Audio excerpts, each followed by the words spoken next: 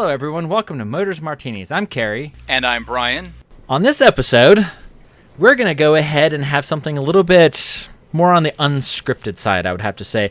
Bryan and I have decided that we're just going to kind of hang out and have a cocktail, or whatever we decide to drink, and just talk about Malaise era vehicles. Originally, we were going to do something more on the essence of continuing our conversation about the GM downsizing, but we decided today, let's have a little bit of a free time and talk about Malaise cars, our enjoyment of them, and maybe some of our experiences, and just kind of banter for a while. But before we start on that, as usually I always, ask, how's everything going up for you there? Well, Cary, I'm glad that we're going to do this sort of amorphous program today because my life has been incredibly busy lately. I'm actually planning on getting married in October, Chris and I, and so we've been doing some initial plans for that. We've moved into a new house. That's where I'm speaking to everyone from, and that's been a massive adjustment, and it's just been kind of crazy. Not necessarily in a bad way.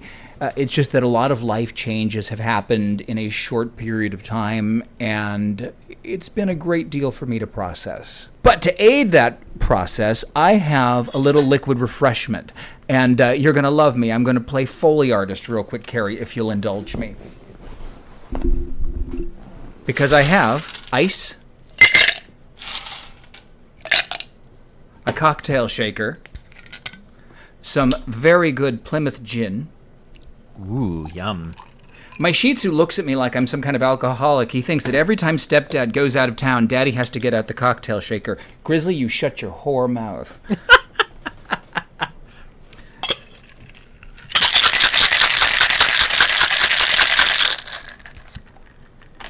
And?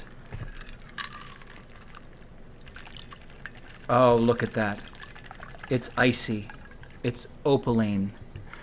It smells fragrantly of gin and fine botanicals. Oh, I am going to love every last bit of this beautiful martini. I'm quite jealous watching that particular process happen on the screen, and I don't have anything in front of me. Oh, that's good. Oh, that is lovely. So anyway, Cary, how are things out in Albuquerque, New Mexico? Well, things are going fairly well. The temperature has finally decided to cool off a bit, so the ability to work on projects outside, which I end up doing a lot, has been quite a bit better. I decided to get my broken smart car fixed, so I did something I did not want to do, and I pulled a engine drivetrain apart on my part smart car and started pulling it apart on my good smart car, and then I get to switch them over and put them all back together, and all I can say is I don't like working on smart cars. You said that very quickly and without missing a single beat. I'm very impressed. And then we'll talk about something in the Malaise era. I actually bid on a car yesterday at an auction that was a few hours from here that is a remarkably rare form of Malaise goodness, and it was a 1984 Volvo 240 or 245. I think technically it's a 245 since it's an estate, a wagon, but it was equipped with an original D24 naturally aspirated 6-cylinder diesel. I did not know they made such a beast. Learn something new every day. So, is it a Volvo? Did. Is it a Volvo in-house diesel? No, it's a Volkswagen engine. Oh, It's basically a Volkswagen truck engine. It's the engine they used in lorries and certain trucks around the world, but it's essentially like a Volkswagen 4-cylinder that we got here that we know of, but it has 6 cylinders. But the very odd thing about this particular engine is it has 2 timing belts. One for the front that runs the accessories and the camshaft off of the crankshaft, and a secondary timing belt that is about teeny, so many inches long, that runs off of the back of the camshaft off a sprocket that then powers the injection pump. It was like almost added on, so they didn't actually have a timing housing up front where the main timing belt ran the injection pump. It ran off of the back of the cam, which is very odd. well, and it seems almost un-German to sort of, oh my God, we need something to run the diesel pump. How we will do this? I know, we put an extra little add on the belt and the pulley in the back, and that'll make it work. No, usually they're much more thorough, and we will cast a special gear set to make the injection pump run, and it will be perfect. That seems more of an, something you would find on a Lancia, some sort of, Italian orphan. Yeah, I know. It was a bit odd, but I didn't end up buying the car. It went for a bit more than I was willing to pay for, especially that it would take quite a trip. It only had 85,000 original miles. It was actually really, really lovely, and I kind of was of the mind thought that I could get it and clean it up, get it running, detail it really thoroughly, maybe put it on Bring a Trailer or something. But when I watched the auction, I was like, yep, that's not going to happen. So I passed on that one, but it would have been neat. The problem is everyone has gotten into the act now, and on one hand, it's wonderful because cars like that, which would have, met the Crusher, or at the very least, if they ran, been, high school kid cars and been driven into the ground, are now being appreciated, but it does make it harder for those of us who are looking for a bargain. Or an eccentric bargain. A very eccentric bargain. Sorry, go ahead. So that's pretty much been all that's been going on out in my world. Just lots of projects. And one other thing too, as you know, but I'll tell our listeners, I am also writing a column for The Truth About Cars that you are. I'm doing a technical question and answer column. So if anybody would like to partake in that, I'd recommend going over to The Truth About Cars and finding my column and submitting an email about a question. Oh, and while we're on the topic of our various writings, I do a lot more consumer-focused writing than I do for Truth About Cars. Truth About Cars is a lot of fun, but the company I work for is Vertical Scope Media, and they run TTAC and just I don't know how many media outlets they've got, but I primarily do consumer stuff for Autoguide.com, and I just completely rewrote their long-standing piece on engine air filters, and when I got done with it and I trimmed all the fat off, it jumped way up in terms of the hits it was getting. I think I did some good work there. Oh, that's fantastic. Well, the old one was just basically a lot of run-on sentences that read like a poorly written advertisement. It would have been hard for me to make it worse. I shouldn't say things that are unkind, but anyway, I digress. I think it's about time we jump into vinyl, velour, wood siding, and a sea of plastic. Oh, I think that is a marvelous idea. So, Cary, when you were younger, did you have access to stacks of National Geographic magazines, like outdated ones that you'd flip through? Sometimes. I would usually flip through them and be like, that's cool, and then I'd go right to find old car advertisements or whatever advertisements were in the back. Bingo. And that's exactly it. When I was in high school, 16, 17 years old, I just got my license, and I was all about any sort of car. I would flip through a lot of those outdated National Geographics, which they would have been, mostly from the mid-'70s into the mid-'80s, and I would have been, again, 16, 17, this would have been the late 1990s. So we're talking about cars that were, at that time, anywhere from 10 to 20 years old. And I really delighted in reading the ads and believing the hyperbole. I knew that if Lee Iacocca was telling me I would never miss my V8 again if I bought a turbo New Yorker, he wasn't lying. Uncle Lito would not steer me wrong. Ooh, turbo New Yorker. I would love to get one of those. Now, I actually had, and this would have been, about 15 years ago, a really solid 86 LeBaron coupe with the turbo 2.2 Mark Cross leather. It did what they all do, and that was blow the head gasket at around 78,000 miles. And at that time in my life, I was working a shitty retail job, and I lacked the time or focus to change the head gasket, which is really a shame.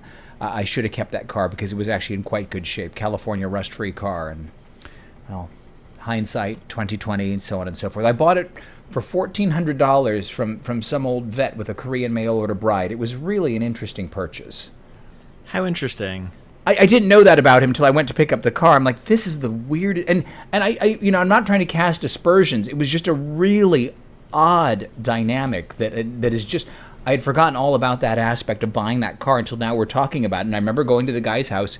It was an apartment in Clovis, California, and I had $1,400 in cash, and I was sitting in his living room making the deal. And I was even a little funny on how to fill out the pink slip, but regardless, this is water under the bridge at this point. All I know is that car really would have benefited from a taller final drive ratio or an overdrive. Oh, yeah. Well, of course, you also have to think of, in that era, we're still talking about the 55 mile an hour regulation. So many cars were set to have 55 as their top speed. So the gearing was never quite as much of an issue as it was in the later years, especially when you get cars from that era now and you try and drive them on the motorway and it's like, wow, this thing is buzzy. Yeah.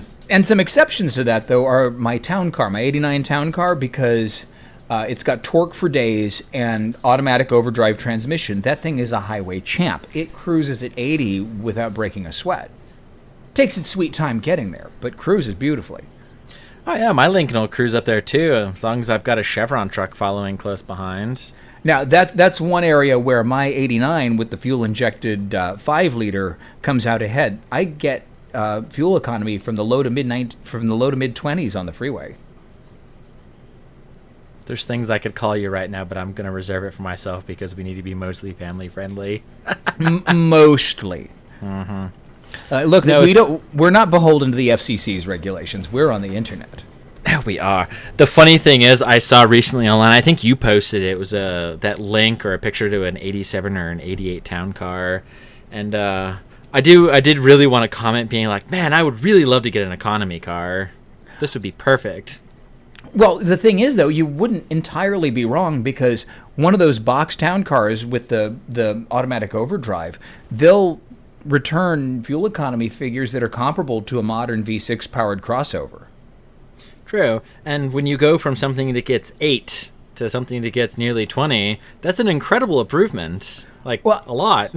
Well, and that's what it never ceases to amuse me. When I'm out in that car, people will joke, what kind of mileage you get out of that thing? I'm like, well, better than your Audi Quattro. Oh, yeah. Oh, definitely. And it's rather interesting these days. I've got a fairly brand new car I bought a couple of years ago. It's only got 33,000 miles on it now, my Volkswagen GTI. But like I've circled back around and talked about many times, I always end up finding myself driving my little S10. The little 2.8 liter, it's not powerful. It's got 102 horsepower or something. But it gets great fuel mileage, and it's a hoot to drive. And everywhere I go, it just does what I need it to. And I think I've been averaging 28 miles to the gallon out of that little thing. It's been great. I love that little GM 60-degree V6. Well, it was actually, I think Chevrolet did the design work for that. If just put yourself in a different mindset. We think of it as a common engine because it is, or at least was for many years. In fact, I think its descendants are kind of still with us. But imagine, if you will, a sub-3-liter Lancia V6. And that's what I think of when I think of those engines, because they're still overhead valve, and they were built for compactness and efficiency. You could put them in a front-wheel drive car. They fit in the S10 truck. I try to think of them as actually an accessible exotic engine.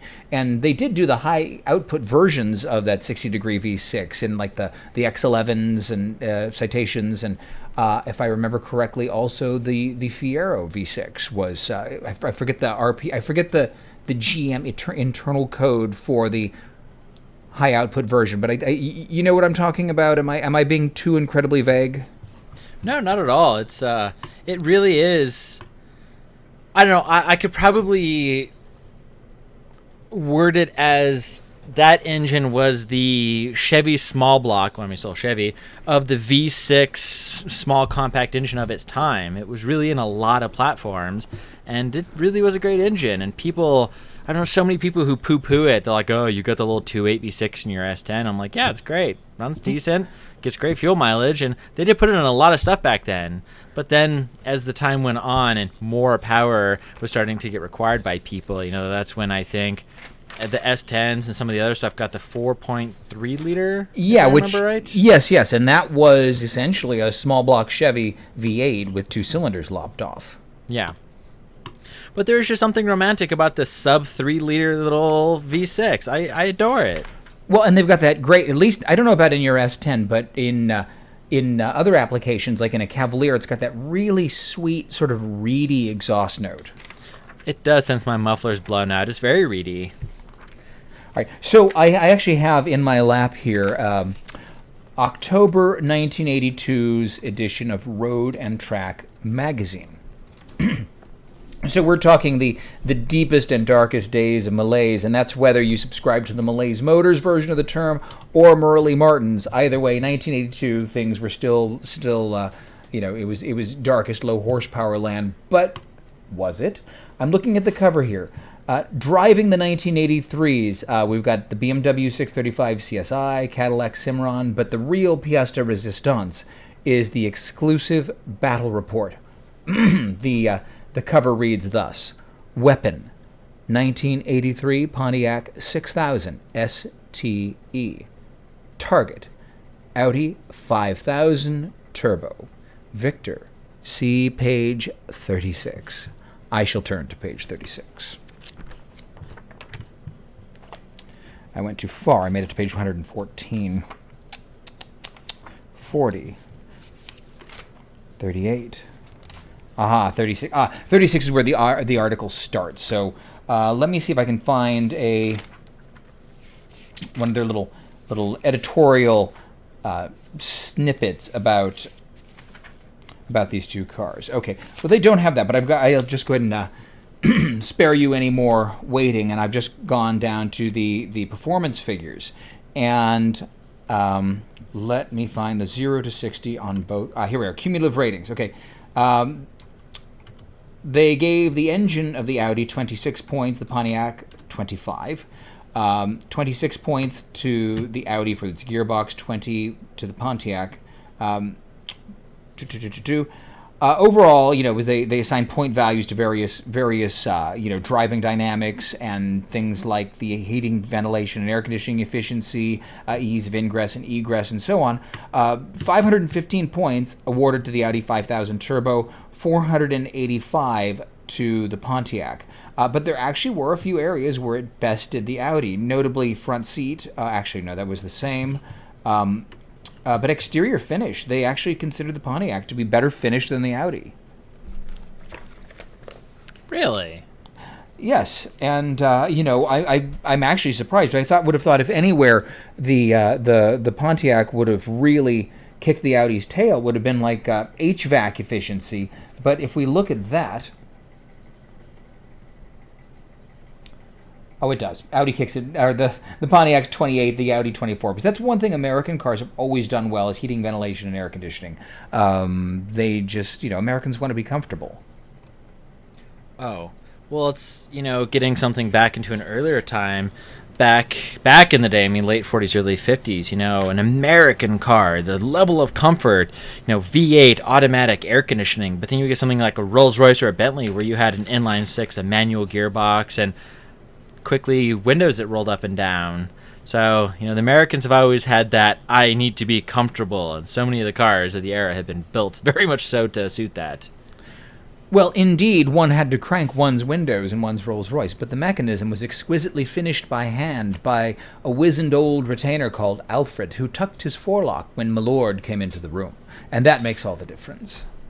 It is an exquisite window mechanism, I will tell you that. So, as a slight moment to get back to it, because I definitely like having the proper information, from the 2.8 conversation we just had, the high output, or the Z-code 2.8 liter, was referred to in-house as the LH7, which is what you could get in the Citation X11, the 6000 STE, Phoenix, Skylark, Omega, and then that was replaced by the L44, which is what went into the Fiero and the later 6000 and Celebrity and X11s, which then got morphed into the 3.4 liter V6.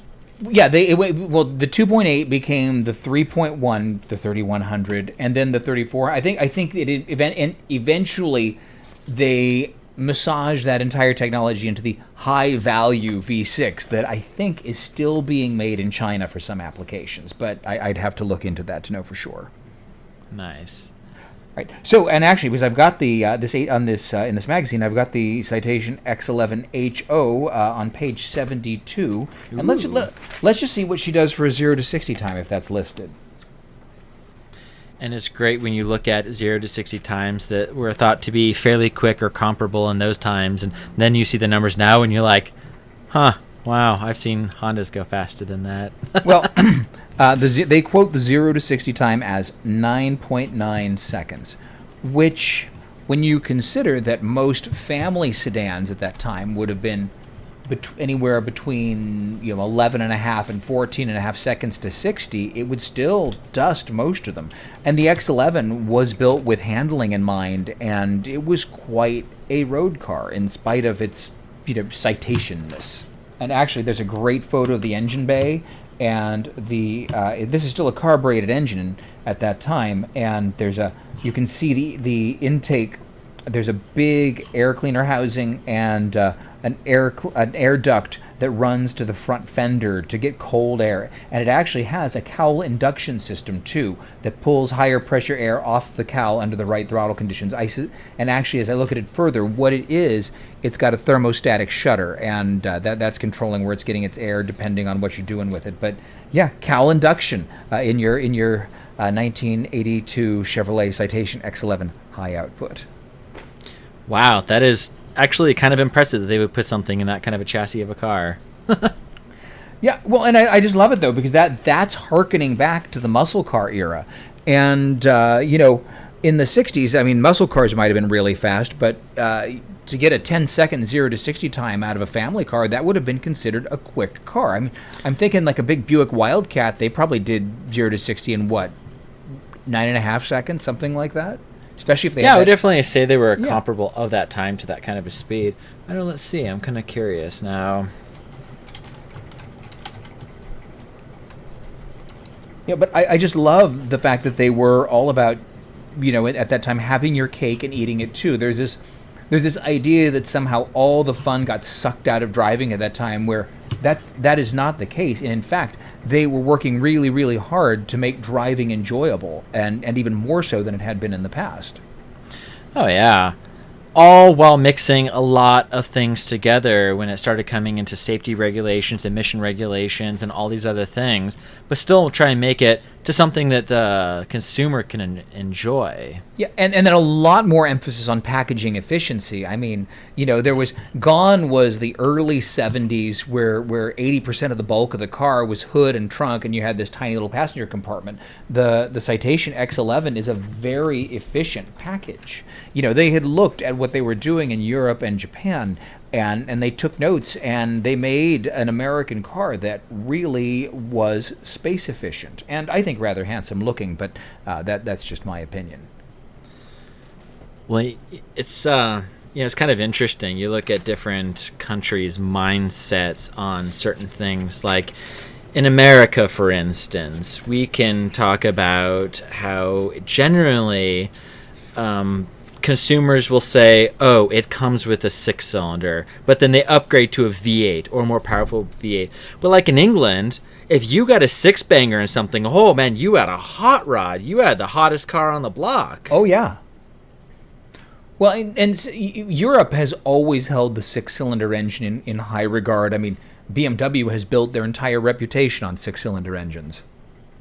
Yeah, they still make them to this day. They've tried to do a V6 for years, and they've never found something that really kind of matched the inline 6. And I've got a 1990 BMW with the grandfather, the best of what you could call the 6-cylinder, with the cast iron block, aluminum head, 3.5 liter single overhead cam inline 6 that is the German muscle engine that they used in the 6 series, the 7 series, the 5 series. I mean, that engine was used for a long time, and mine is the last of the oorah before they started going with the aluminum V8s. And my car's got 248,000 miles, and the engine has never been apart, and it pulls like a freight train. It's not fast, but it is torquey, and it's like a German muscle car, honestly. Now, when you put your foot in it, does the stereo automatically play Ride of the Valkyries? It should. We are now going to be passing Marshall. Oh, God. Oh, God, someone's just driven by the house in a really vulgar C8 Corvette with a really vulgar wing on it. And I like the C8 Corvette, but, you know, Corvettes are already so outlandish, there's no need to gild that lily. No, there's really not. But yet people find it entirely necessary to continue on with that, probably because they're trying to make up for a particular item on their person that is not quite adequate. A certain anatomical deficiency, shall we say? I definitely say we shall say that. But we should go into another topic of Malaise era that's one of my favorite because I remember it as a kid and growing up with that and always kind of being awed by it. Not odd, but, like, so fascinated by the boy racer fact that manufacturers, when they started getting into turbocharging everything, where they, dear God, you knew for a fact on every angle, inch, and possible thing of that car that it was a turbo. You could and say growing up. So you could say the same thing for anti-lock brakes in certain Chevys, but yes, turbo. Oh, good Lord. It's got ABS. You must know it even on the wheel caps. Growing up, my grandmother bought brand new in 1984 Nissan/Datsun 300ZX V6 turbo with a 5-speed, which was the first of that chassis, the Z31s. And they were so proud to tell you it was a turbo. Not as bad as the Conquest, though, that even put it into the seatbelt webbing, which I absolutely love so much. Yeah, there is something. Well, and this goes back to the idea of dialing in efficiency and fun. Even Buick. I mean, actually, Buick was kind of on the vanguard of turbocharging for mass production cars. I mean, they certainly weren't the first, but for in the 80s when they started turbocharging their 3.8 liter. At first, the idea wasn't ultimate power; it was to sort of replicate the feel of, say, a 455 with I don't know what 3.8 works out to in American, but you get my drift, and you could even get it in the front wheel drive Riviera. Front wheel drive was that also goes back to efficiency. There was that was not a bad thing at that time. It was forward thinking to have a front wheel drive car. Being front wheel drive was an advantage. It was in packaging. Efficiency and packaging. And also, we do have to remember... And traction. And traction, absolutely. And yes, there is front-wheel drive vehicles that are less pleasurable than others to drive, but we also have to go back and remember of the time frame that such things came out and financial devastation, either in manufacturing or certain economies, that to continue on with what they were doing, they had to make changes. And by doing that, they made the changes. And it worked so well. I mean, the K platform was absolutely a marvel for the company of Chrysler to getting away from what they were making to save the company. And it was unfortunately at the time an appliance. And it was a car. It worked. It did what it was supposed to. It saved the company. Now it's funny because when I was much younger, I thought they were just, oh God, I worked on a couple of K Aries. And I was like, this is just... okay, it's a car. Now I look back at them and I'm like, God, I would love to have one of those. But as a car that was produced as an appliance and as mass transportation, they were not cared for. And there's really not too many of them left anymore, which is kind of sad. Well, and that's the thing. Hindsight is always 20/20. The much beloved 1957 Chevy, well, all the Tri-5 Chevys, they were Toyota Camrys. They were mass market products for normal people to drive until they could afford to trade it in for the next model. There was not a thought given to those cars being classics when they were built, but people had fond memories of them, and they were handsome-looking cars, and they're easy to keep on the road because the parts are available, and they became icons because of it. The K car is no different. It's just that people don't remember those times as fondly. The late 70s were not an optimistic time in our country. The 1950s were. So a 57 Chevy, which was the Toyota Camry of its day, it was the Toyota Camry of an optimistic time. A K car was, people looked at that as well. I guess I have to make these sacrifices. I must have this much smaller car with only 4 cylinders, yada yada yada. And they were not willing to embrace that change. It was forced upon them from without, and it was not it was not welcomed, even though the cars were, well, I mean, a K car will out-handle, out-brake, and probably even out-accelerate, at least if it's a turbo, most Tri-5 Chevys that are in stock form. Oh, yeah. Definitely.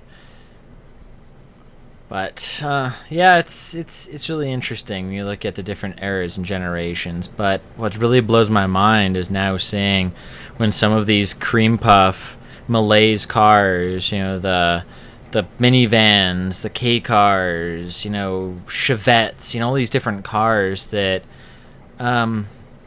were just commuter cars for people, and every once in a while you will find a cream puff one come out of the woodworks, and then they put it up for sale, and people go ballistic over buying these things. It blows my mind. But I'm glad they're finally starting to see the light of day. Yeah, it does not blow my mind. I wondered if it would happen, but I've seen this coming at least for the last 15 years. Yeah. I never thought I would ever see a turbo Chrysler minivan sell for that kind of money. I think I saw one recently sell for like $32,000. And I mean, granted, that's cheap in comparison for a collector car. You see some people pay for Mustangs and Camaros, but considering the fact what they cost new and what you could buy them for, it's like, oh, that's pretty impressive. Speaking of collector cars, one of the things I do predict for the next 5 years is a decrease in the value of muscle cars. I've already started seeing that. I went to mid-teen, 20-teens, I went to a Barrett-Jackson auction, and you see the Cobra Mustangs, the big blocks, GTs, and stuff like that. And granted, don't get me wrong, I don't have any problem with Camaros and Mustangs. I appreciate them. If I were to own an early Camaro, it would have to be an inline-6 bench seat base model with dogdish hubcaps and a column shifter, because I like base model funkiness. But I used to remember seeing the Camaros and the Cobra Jets and the Cobras and stuff like that selling for well over six figures, $150,000, $170,000. And the last time that I went to a Barrett-Jackson and I saw several Shelby Cobras selling for under $100,000, and I saw that decline of the value of those at auction, I was like, wow, I guess that time is finally here. I'm going to backtrack just a bit to the European philosophy with the 6 versus the American, because I'm also going to go pre-Malaise era. But in the first generation Pontiac Firebird, there was an overhead, in other Pontiac products, the overhead camshaft inline 6, and that was all John DeLorean's baby. And you could get the Sprint version with a 4-barrel, and it was a hot car. And it was also one of the first cars with a timing belt rather than a timing chain. It was really a fascinating car. I would dearly love to have a Firebird Sprint with that overhead cam 6. That is my dream Firebird. So to go on that, we can go to the automotive collecting shrine holder that I will have to call it, because he's like my all-time hero and I adore him dearly and I love his philosophy and what he does with cars. But Jay Leno has a 67 Firebird Sprint that he bought, and he even on his show said, yeah, I could have bought a Firebird with a V8, they're everywhere, but the overhead cam Sprint inline 6 is such a fascinating, unique car, and it drives so different than a big V8 front car of that era, that it's just unique and neat, and he really wanted one, so he bought one, and he bought a very, very nice one that he's done a bunch of work on, and it's so cool. A friend of mine is a journalist, and he's a very, very good writer. I won't mention his name or the publications he writes for, but long story short, he really dislikes Jay Leno because, Jay will be doing his thing, and he'll get a detail wrong and whatever, and he really Jay Leno just fries his potatoes, and I'm like, Jay is not pretending to be a historian. Jay is an enthusiast and a custodian who takes good care of his cars. And if he doesn't get the production figures right, or if he misquotes horsepower or final drive ratio, so be it. He is taking care of his cars, and what's more, he is very broad-minded with the cars he collects. And I think Jay Leno is to be commended, and God willing, I'll meet the man one day. And the thing is, he enjoys them. Exactly. He's the person that will spend more money than brains he ever should on a restoration of a car and drive it into the ground because he loves driving it so much and not care. He's like, I don't need to sell it. I just love driving it. But the thing I love about him, which your automotive journalist friend should really listen a little bit closely, when Jay Leno will say, I'm probably wrong about this. It doesn't really matter. And he'll say something. He's like, I seem to remember it this way, but I'm probably wrong. And he'll just keep talking and going on his way. And granted, if I had over 200 cars, I probably would get a couple of things mixed up too. Exactly. And he'll even say, well, I think they made 300 of these, but one of you will correct me in the comments. I mean, he owns it. He doesn't pretend to be a historian. He is coming at it from the angle of the enthusiast owner-driver. And so exactly. I applaud Mr. Leno. Yeah. And it's like, I even know people locally, again, I will not name any names, but I know people in the certain car communities where they'll stand there and you'll open up the hood of a particular car and he'll be like, well, in 1948, they didn't use that particular fastener on that part. It actually should be this, so that's not quite correct. They didn't use that until a couple of years later. And everyone's like, nobody cares. Did they drive the car across town here and did they enjoy it? Yeah, no one really gives a shit. Well, I was having a Malaise Motors car show at the Automobile Driving Museum in El Segundo, and there was another car show taking place next door. And this fella drives it. I think he was driving. It was like I want to say it was like a '74 Impala or Caprice, and it was an edgy car. It was, the vinyl top was kind of cracked and peeling. The paint was not great. They wouldn't let him in the show next door.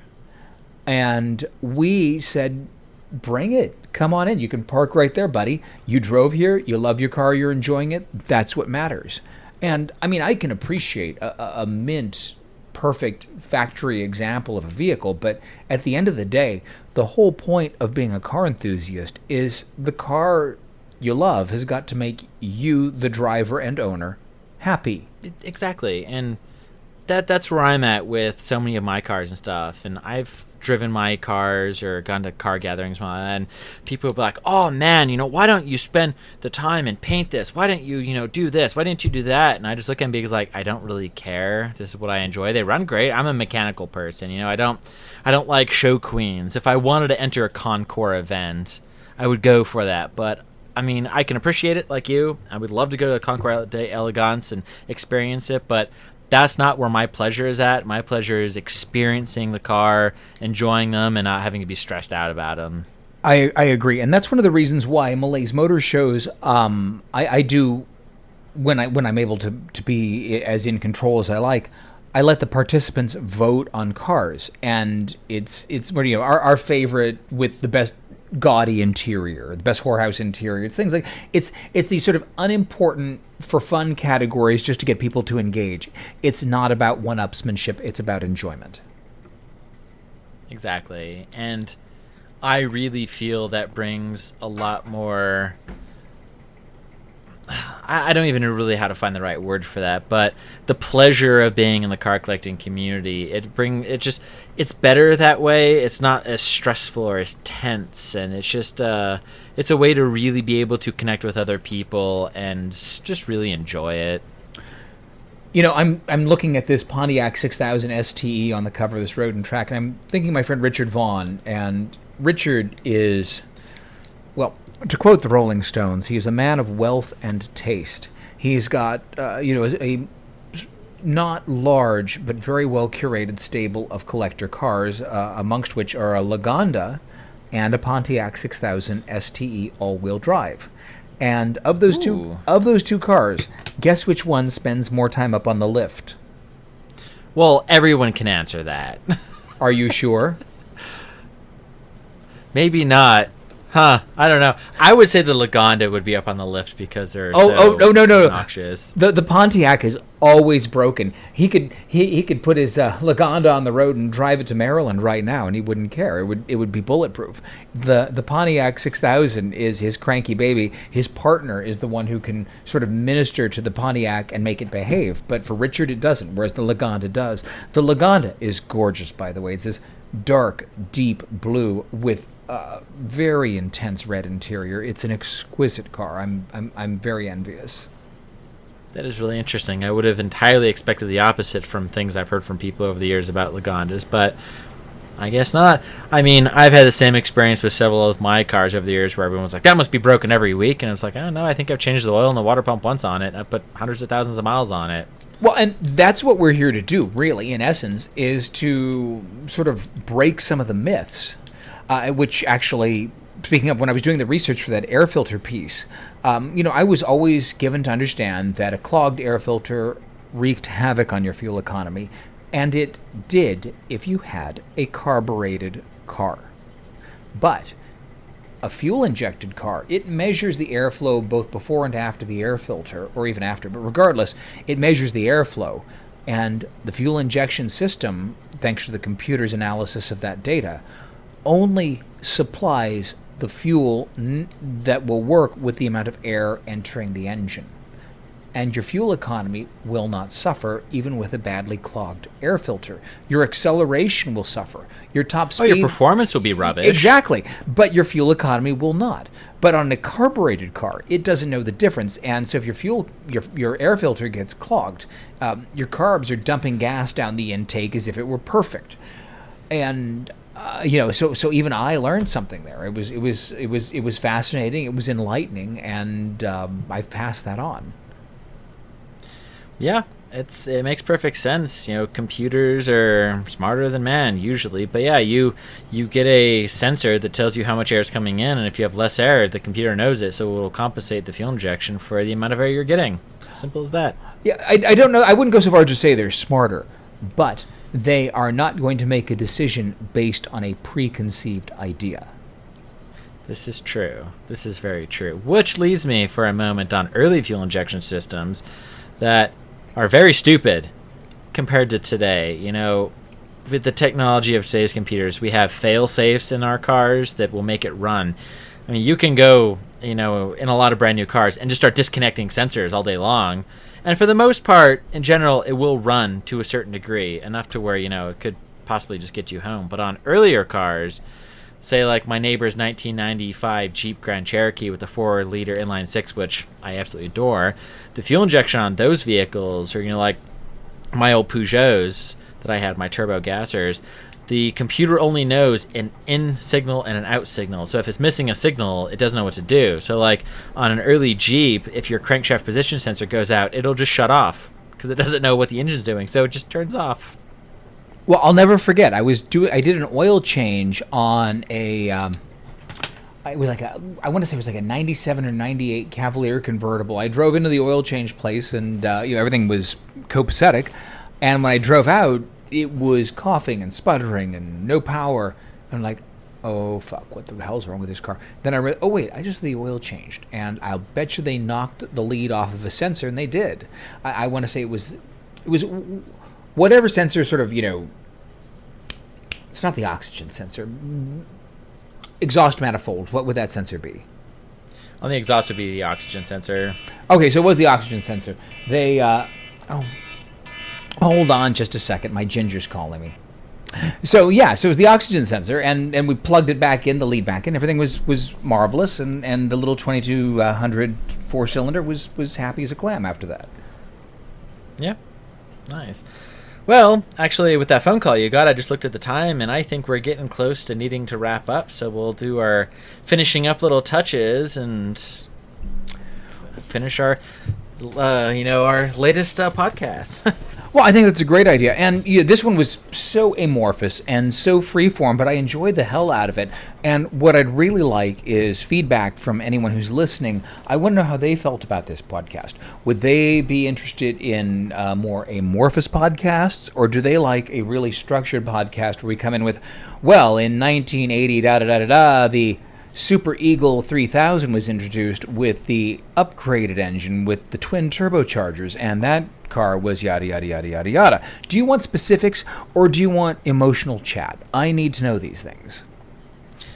And if you look at our podcast on the bottom, or I will tell you now, our email now, since I set up an email, is motorsandmartinispodcast@gmail.com, where you can reach both Bryan and myself. And that brings me to another quick topic of I want to reach out to any of our listeners. If anybody out there is a specialist in the field of mid-1970s Ford Motor Company automatic climate controls, such as a 1975 Lincoln Continental Town Car, please send me an email. I would like to pick your brain. I got a migraine looking at the diagram trying to fix the climate control on my car, and I need a secondary eyeball as an opinion on such. So there you have it. Everyone, thank you so much for listening to this most recent installment of Motors and Martinis. And with that, I think I'm ready for another martini. I don't know about you. Well, for me, I think I'm going to shortly be pouring myself a martini. And since we're done motoring on, I think you should also pour yourself a martini and have yourself a good one. Until next time. Ciao, ciao.